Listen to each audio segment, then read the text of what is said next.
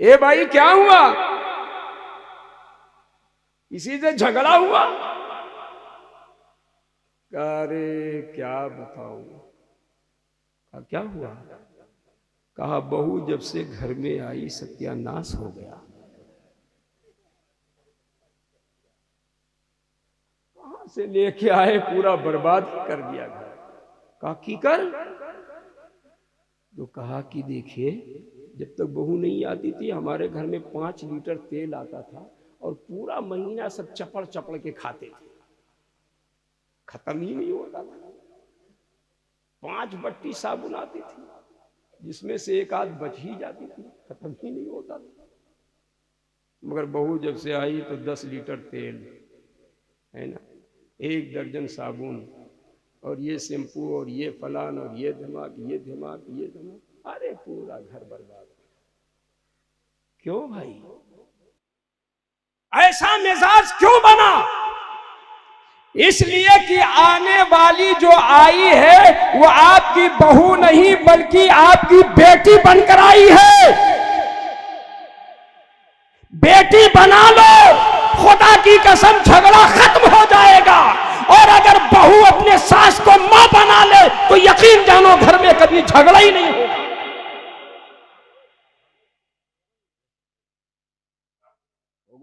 बोलो भाई, होगा झगड़ा? नहीं होगा। इसलिए कि अपनी मां कभी मारती नहीं बच्ची को, मारती है। बाप भी मारता है, मारता है कि नहीं मारता? बाप भी डांटता है, मां भी डांटती है, घर के लोग भी डांटते हैं। तो अगर सास ने कुछ कह दिया है ना, या कोई गलती हो गई तो ये समझ ले मेरी माँ है। एक माँ वो थी जिसने मुझे पैदा किया और एक माँ ये है जो हमारी परवरिश करेगी। ये सोच ले तो यकीन जानो झगड़ा ही नहीं होगा, झगड़ा ही नहीं होगा। अच्छा एक मिसाल देकर मैं और को समझा दूं, बेटी से कितनी मोहब्बत होती है और बहू से कितनी मोहब्बत होती है, अर्ज कर दूं?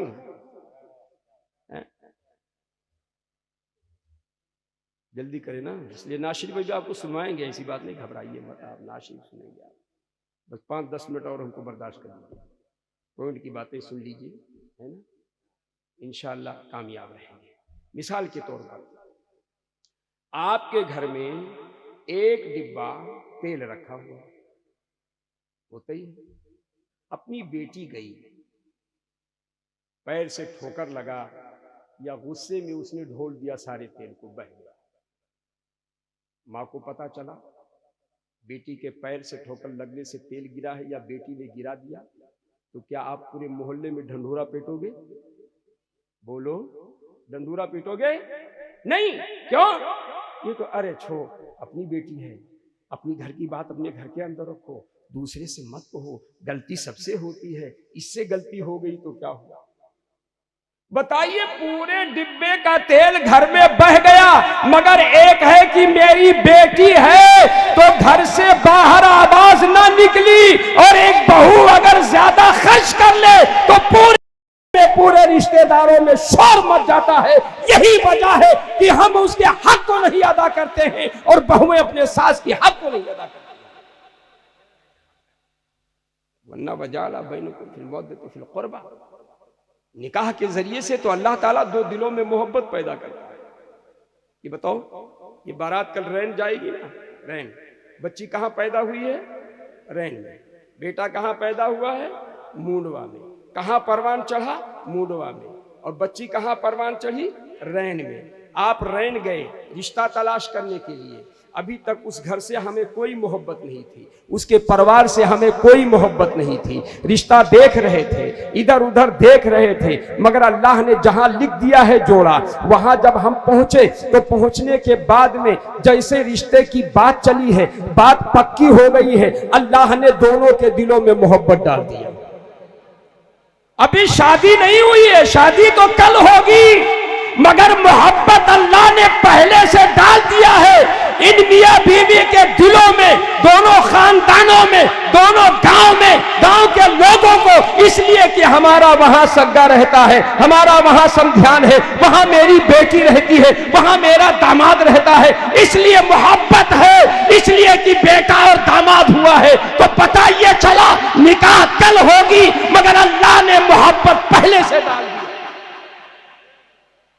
निकाह की बरकत है। अल्लाह ने पहले से मोहब्बत डाल दी है ना। तो पता ये चला निकाह से दोनों दिलों में मोहब्बत होती है, उल्फत होती है ना। अब अभी तक ये सल्लमों के भी निकाह नहीं हुआ, शादी नहीं, कल होगी। कल के बाद में अभी तक इन पर माँ बाप के हुकूक थे। किसके हुकूक थे? माँ बाप के हुकूक थे, भाई बहन के हुकूक थे। मगर कल जब रिश्ता हो जाएगा तो अब बीवी का भी हक शौहर पर है। और इतना नहीं है, बल्कि पैर से लेकर सर तक जितनी जरूरियात की चीजें हैं वो शौहर पर वाजिब है। जो खुद खाए वो अपने बीवी बच्चों को खिलाए। ये नहीं कि हम तो चल के रात में गोट बना लेंगे, होटलों में दोस्तों के साथ में चल करके हम खाएंगे, और यहां बीवी बच्चों की कोई परवाह ही नहीं। नहीं, आओ हदीसे पाक सुनो, ईमान ताजा हो जाएगा। सरकार ने हर मौके पर हमारे हुकूक की अदायगी का हुक्म फरमाया है। प्यारे आका सल्लल्लाहु अलैहि वसल्लम की बारगाह में एक सहाबी रसूल हाजिर हुए। कहा, या रसूलल्लाह, आपके घर मेरी दावत है। क्या कहा? दावत है।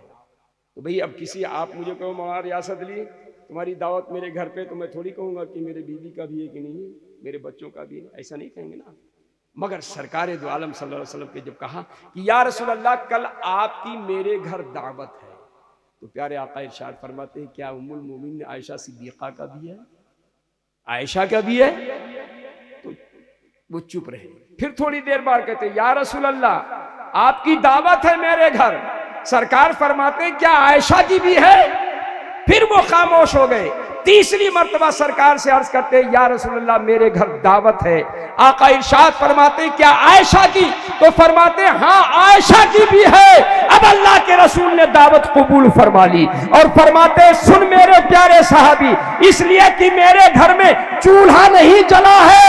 अगर मैं खा करके आ जाता तो आयशा भूखी रहती और मुझे गवारा नहीं हुआ कि मैं पेट भर खा जाऊं और मेरी बीवी भूखी सोए, ये मुझे गवारा नहीं है।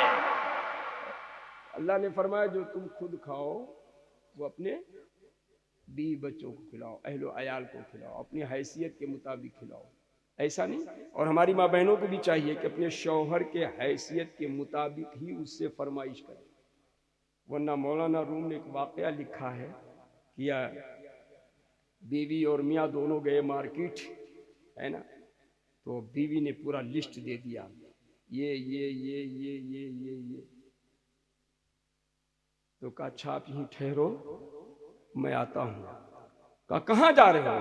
कहा मेरी ये जो घड़ी है मैं इसको बेच आऊंगा, इसलिए जब तक मैं बेचूंगा नहीं आपकी फरमाइश पूरी नहीं कर सकता हूं। तो ऐसा मत करो कि शौहर को आपकी फरमाइश या आपके ख्वाहिश के लिए अपनी जमीनों जायदाद को बेचना पड़े, बल्कि अगर तुम कनीज़े फातिमा हो तो खुदा की कसम हजरत खातून जन्नत रज़ी अल्लाह ताला अन्हा के नक्शे कदम पर चलो, अल्लाह तबारक व ताला दोनों जहां की नियामतों से माला माल फरमा देगा। और जिस दिन मर्द और औरत नमाजी हो जाएंगे, यकीन जानो कभी झगड़ा नहीं होगा, कभी नहीं होगा। इसलिए शैतान आएगा नहीं तो क्या खाक होगा। इसलिए अल्लाह ताला उस घर को जन्नत के निशा बना देगा, है? और इज्जत भी महफूज, माल भी महफूज, जान भी महफूज, सब कुछ महफूज होगा। अल्लाह ताला ने हमारी हिदायत के लिए कुछ वाक़यात हालात को जाहिर कर दिया। राबिया बसरी रज़ी अल्लाह ताला अन्हा के नाम एक चोर ने सुन लिया कि वो तो बहुत चर्चा था, भाई सब जानते थे बहुत चोर, तो उसने कहा बहुत मालदार औरत है शायद, चलो डाका डालते हैं। पूछता पूछता गया तो हजरत राबिया बसरी रज़ी अल्लाह ताला अन्हा नमाज पढ़ रही थी। तो उसने देखा यार ये तो झोपड़ी है, मैं तो समझ रहा था कि इतनी मशहूर औरत है तो ये तो कोई महल में रहती होगी, मगर कहा अब आए हैं निकल ही गए तो खाली हाथ जाना नहीं चाहिए, जो मिले वही लेकर के चले जाओ। गया वहां तो क्या पाया, एक प्याला रखा हुआ था और एक हजरत राबिया बसरी रज़ी अल्लाह ताला अन्हा का दुपट्टा। उसको उठाया, कहा चलो आज यही सही, अब तो सब गड़बड़ हो ही गया है, चलो यही सही आज। तो जैसे लिखने लगा तो खुफिया लहुल बाब, दरवाज़ा ऑटोमेटिक बंद हो गया। अब चोर घबराने लगा, अब क्या होगा। अगर पकड़ जाएंगे ये तो नहीं बोलेंगे मगर इनके चाहने वाले मेरे जिस्म का कीमा बना देंगे। इसने कहा या अल्लाह तौबा, ए मौला कभी चोरी नहीं करूंगा। गठरी रख दिया, ज़हरा लहुल बाब, दरवाजा खुल गया। चला मगर फिर सोचा लाओ यार उठा ही लेता हूं, दरवाजा खुल गया। ये नफ्स कितना बड़ा मक्कार होता है। अब वो गया, जैसे हाथ बढ़ाया तो खुफिया लहुल बाब, फिर दरवाजा बंद हो गया। अब फिर चिल्लाया, तौबा किया, देखो रब कितना बड़ा करीम है। बंदा रो रहा है, तौबा कर रहा है, मौला माफ कर दे, माफ कर दे, अब नहीं करूंगा। ज़हरा लहुल बाब, तो दरवाजा खुल गया। अब चोर बाहर कदम निकाला तो फिर नफ्स ने कहा अरे बाहर दोनों पैर हैं, लेट करके उठा ले। चोर तो चोर, नफ्स तो नफ्स। अब वो लेट करके जैसे उठाने लगा तो खुफिया लहुल बाब, दरवाजा फिर बंद हो गया। वो अंदर, गेट के अंदर। अब तौबा करने लगा, हे मौला अब नहीं करूंगा, मौला तू अब की बख्श दे, मौला तू माफ कर दे, दरवाजा खोल दे, मौला तू करीम है करम फरमा दे, मौला तू रहीम है रहम फरमा दे, मौला तू सत्तार है हमारी गुनाहों को छुपा दे, मौला तू गफ्फार है हमारी खताओं को माफ कर दे, मौला हम खताकार हैं, मौला तू गफ्फार है हमारी खताओं को माफ कर दे। बंदा ने जैसे रब की बारगाह में इल्तिजा किए, ज़हरा लहुल बाब, आवाज आई, ए मेरे बंदे अगर राबिया मेरी बारगाह में है तो मैं उसके जान और माल की हिफाजत मैं खुद करता हूं। पता ये चला अगर औरतें नमाजी हो जाए, मर्द नमाजी हो जाए, यकीन जानो प्यारे वो घर तमाम आफात और तमाम बलियात, तमाम जादू टोना आसेब शैतान सारी चीजों से महफूज और मामूल रहेगा। लोग लगाने की जरूरत ही नहीं है, अल्लाह ने तो ऐसी ऐसी नियामतें हमें दे दी है। इसलिए प्यारे शादी ये अल्लाह की अजीम नियामत है, नेक बीवी का बहुत बड़ा मर्तबा है ना।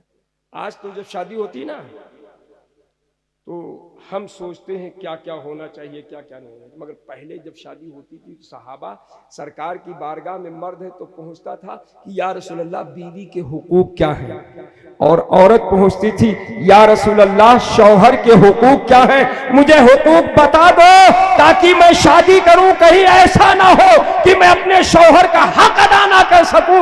और कहती शौहर कहता सरकार हमें हक बता दे, कहीं ऐसा ना हो मैं अपने बीवी का हक ना अदा कर सकूं और मुजरिम हो जाऊं। आज वो सहाबा थे, वो मुसलमान थे जो सरकार की बारगाह में मियां बीवी के हुकूक के मसाइल पूछा करते थे, मगर आज तो हम पूछते हैं कि डीजे किसका सबसे अच्छा होता है, डांसर कौन सबसे अच्छा है, बोलो है कि नहीं है। और फिर उनमें तलाश किया जाता है, दूल्हा मियां भी तलाश करते हैं कि कौन मेरा साथी डांस करता है। भाई तू आगे रहना, तू आगे रहना डीजे के, तू आगे रहना, तू पीछे रहना। बहरहाल अल्लाह का शुक्र है कि ये महफिल मीलाद शरीफ ऐन सुन्नत इलाहिया के मुताबिक जनाब अमीर अहमद साहब ने मनाया।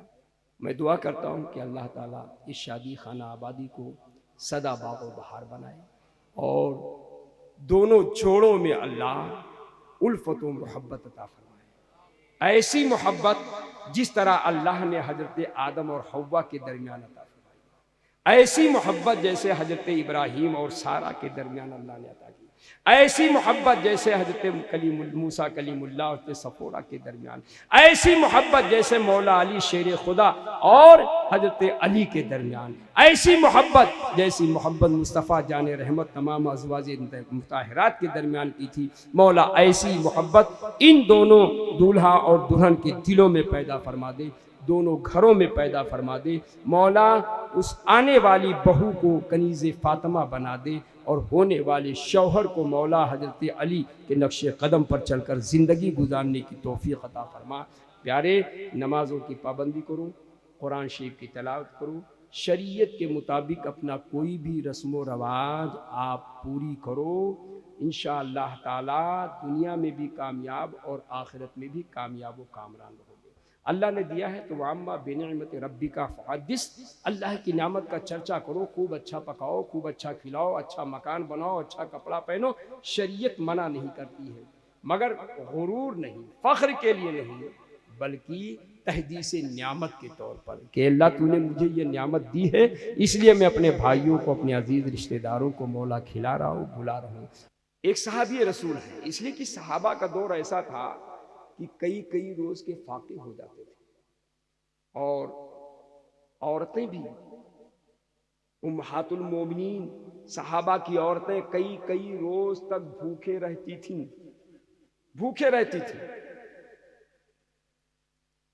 तो एक सहाबी रसूल थे, कई दिन हो गया घर में आग जलने की नौबत नहीं आई, फाके पर फाका हो रहे हैं, फाके पर फाका हो रहे हैं, छोटे छोटे बच्चे हैं वो कदम रगड़ रहे हैं।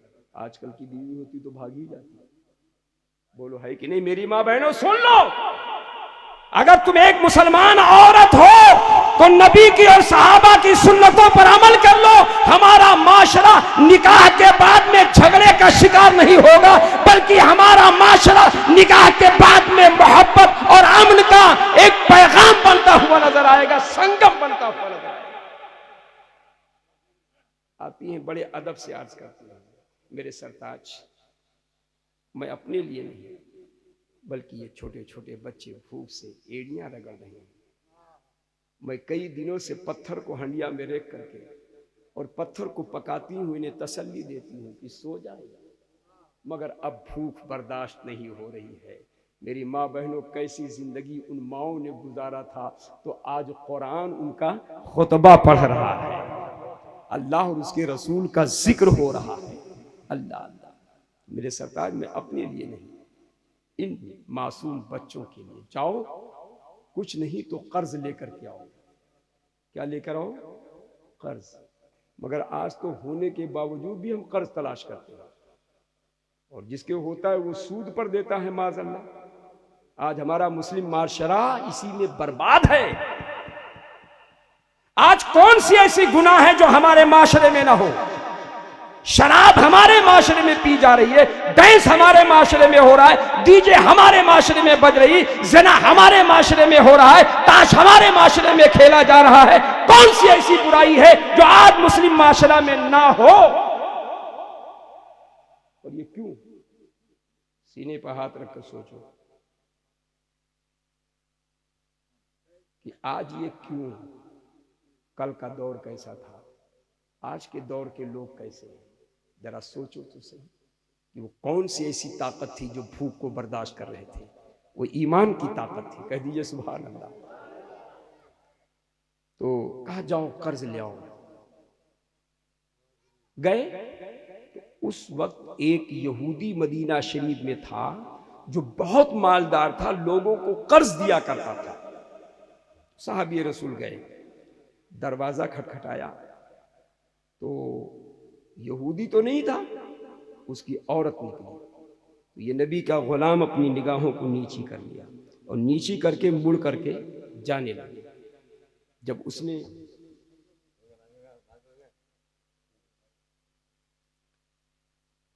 दुरूद पाक पढ़े, अल्लाहुम्मा सल्ली अला सय्यदना शफीअना मुहम्मद व बारिक वसल्लम, सलातु व सलामुन अलैका या रसूल अल्लाह, सलातु व सलामुन अलैका या रसूल अल्लाह।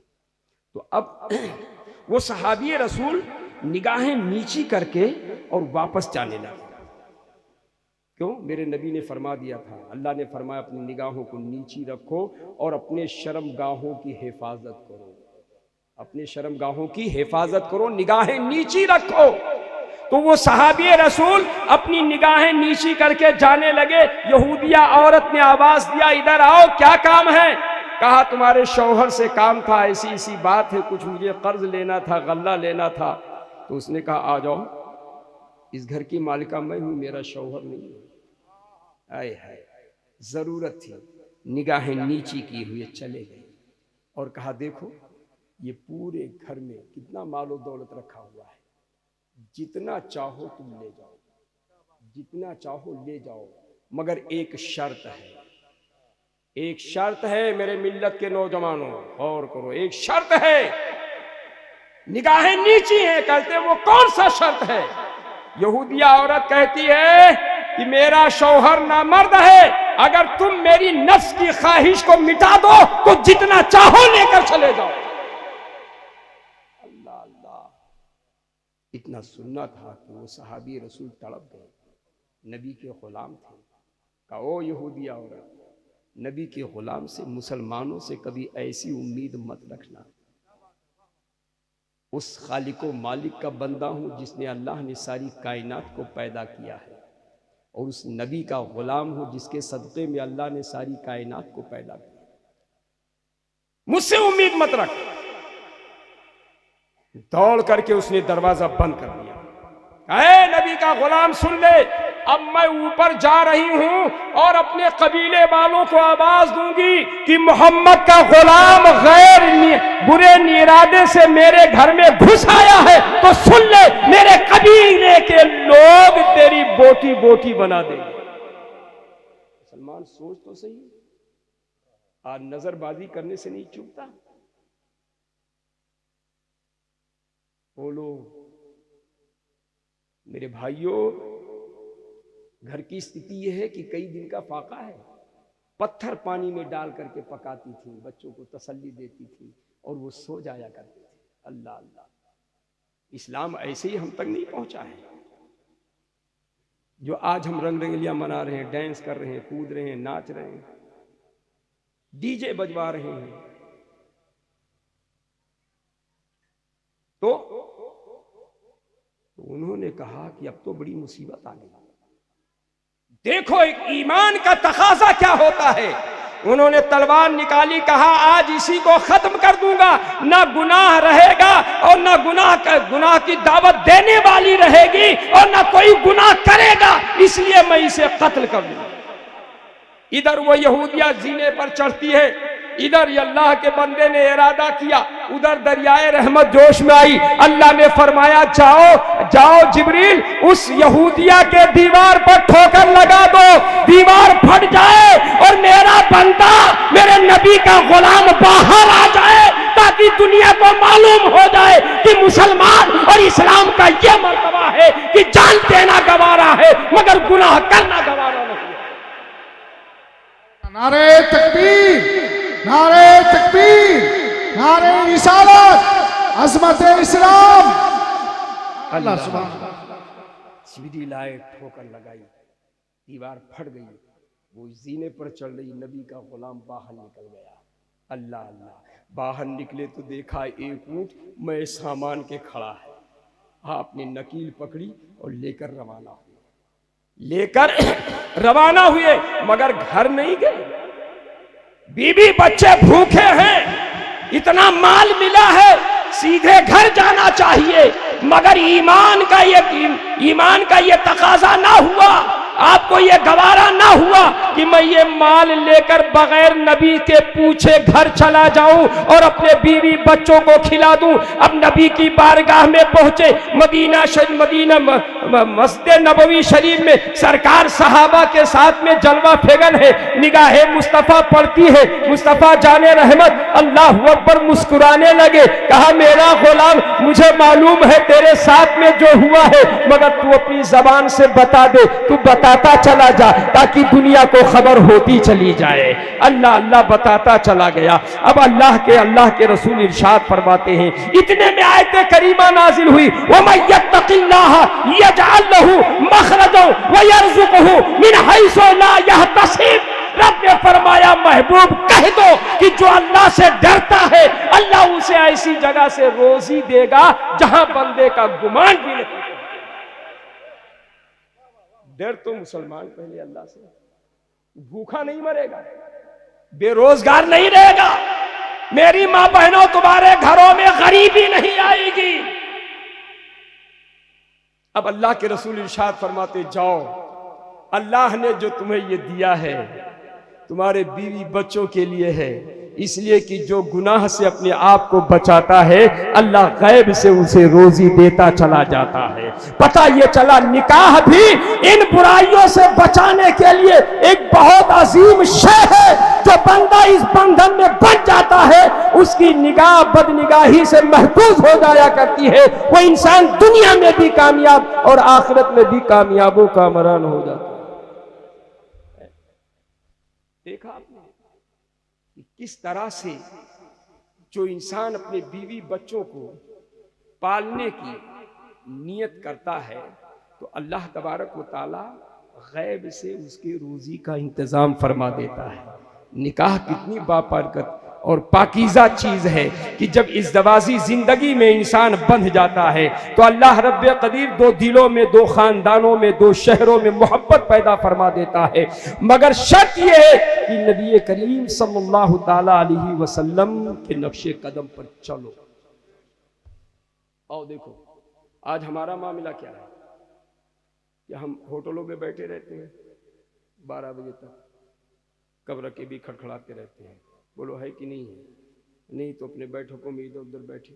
अरे सुनो, सुन लो, अगर खैर मुहर्रम औरत से आपने बात किया, एक निगाह डाली, तो 80 दुर्रे आग के पड़ेंगे।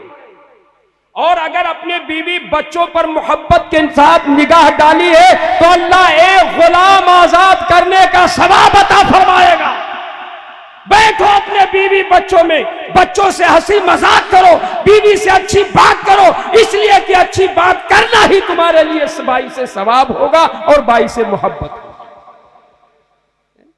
अरे जब अल्लाह को ये गवारा नहीं कि सारी रात तुम बीवी बच्चों को छोड़कर नमाज पढ़ो। हजरत सलमान फारसी और हजरत अबू दरदा रज़ी अल्लाह ताला अन्हु को अल्लाह के रसूल ने दोनों को दीनी भाई बना दिया। दीनी भाई, हम सब दीनी भाई हैं कि नहीं है? बोलो दीनी और ईमानी भाई हैं कि नहीं है? तो किस तरह हमें रहना चाहिए, इस हदीस पर अमल कर लो। जितनी भी निफाक है, निफाक दूर हो जाएगा, इत्तेहाद हो जाएगी, दुश्मनी खत्म हो जाएगी, हसद खत्म हो जाएगा, गीबत खत्म हो जाएगी। दोनों को भाई बना दिया। भाई बना दिया तो हज़रत सलमान फारसी ने, अबू दरदा ने हज़रत सलमान फारसी का हाथ पकड़ा और कहा जब तुम मेरे भाई हो गए हो तो अब कहीं महीने हो रहोगे, चलो मेरे घर पे रहो, मेरे भाई हो, मेरे घर पे रहो। घर ले आए। घर ले आए तो देखा कि उनकी बीवी बड़े बोसीदा हालत में, कपड़े मैले, बाल उलझे हुए हैं। तो आपने फरमाया माशानी फ़क़ाला लहा उम्मु दरदा लैसा हाजतुन फी दुनिया। हदीस पाक आपने फरमाया तुम एक शादीशुदा औरत हो और ये अपनी हालत बना रखी है। शादीशुदा औरत को तो अपने शौहर के लिए हुस्न जमाल को बढ़ाना चाहिए, ऐसी हालत में रहना चाहिए कि शौहर की रग़बत तुम्हारी तरफ हो, मगर तुमने अपनी हालत बना रखी है। तो कहा क्या करूं, तुम्हारे भाई अबू दरदा को तो मुझसे कोई जरूरत ही नहीं है, इसलिए कि वो सारी रात नमाज पढ़ते हैं और पूरा दिन रोजा रखते हैं। ये तो अच्छी बात है ना, बोलो है अच्छी बात है? तो सलमान फारसी ने कहा अच्छा ऐसी बात है, पूरी रात नमाज पढ़ते हैं, पूरा दिन रोजा रखते हैं? कहा ये मामला। कहा अच्छा ठीक। आए, खाना खाए। खाना खाने के बाद में हज़रत सलमान फारसी फरमाते हैं ए अबू दरदा अपना बिस्तर मेरा बिस्तर एक जगह लगाओ, हम दोनों एक कमरे में सोएंगे। बिस्तर लग गया, हज़रत अबू दरदा भी सो गए, लेट गए, हज़रत सलमान फारसी भी लेट गए। हज़रत सलमान फारसी ने ऐसी आंखें बंद की हुई थी, अबू दरदा ने सोचा सो गए, लाओ उठें अल्लाह की बारगाह में खड़े हो जाएं। देखो इबादत का कितना शौक था, इबादत का किस तरह शौक था। तो खड़े हुए तो सलमान फारसी ने कहा कहां चले? कहा नमाज पढ़ने। कहा लेट जाओ, अभी वक्त नहीं, लेट जाओ, अभी वक्त नहीं हुआ। फिर लेट गए। फिर थोड़ी देर के बाद नमाज से मोहब्बत है, तिलावत से मोहब्बत है, फिर इश्क ने अंगड़ाई ली, उठ के खड़े हो गए। सलमान फारसी ने फिर आंख खोल दी। कहा कहां चले? कहा नमाज पढ़ने। कहा लेट जाओ, अभी वक्त नहीं हुआ, लेट जाओ, अभी वक्त नहीं हुआ है। इस तरह कई मर्तबा हुआ। सुबह हुई तो हज़रत सलमान फारसी ने फरमाया सुनो, इन्ना अलैका लिरब्बिका अलैका हक़्क़न व लिअहलिका हक़्क़न वले आईने का हक़्क़न वला नफ्स का हक़्क़न फातू ज़िहक़्क़ा हक़्क़हू। फरमाते तुम पर तुम्हारे रब का भी हक है, तुम पर तुम्हारी आंख का भी हक है, तुम पर तुम्हारी अहलो अयाल का भी हक है, तुम पर तुम्हारे जिस्म का भी हक है। फातू ज़िहक़्क़ा हक़्क़हू। तो अगर अल्लाह की बारगाह में महबूब बनना चाहते हो तो हर हक वाले का हक अदा करो, तो तुम्हारी नमाज़ें रब की बारगाह में कबूल हो जाएगी। क्या होटलों में बैठते नहीं, नमाज पढ़ते मगर मना कर दिया। अब वो गए सरकार की बारगाह में, पहुंचे, या रसूल अल्लाह आपने किसको मेरा भाई बना दिया, आज तो नमाजी नहीं पढ़ने दिया, आप नमाजी नहीं पढ़ने दिया। सरकार ने सलमान फारसी को बुलाया, आप हाजिर हुए, कहा या रसूल अल्लाह ये सारी रात नमाज पढ़ते हैं, सारा दिन रोजा रखते हैं, बीवी बच्चों का कोई खाली नहीं करते।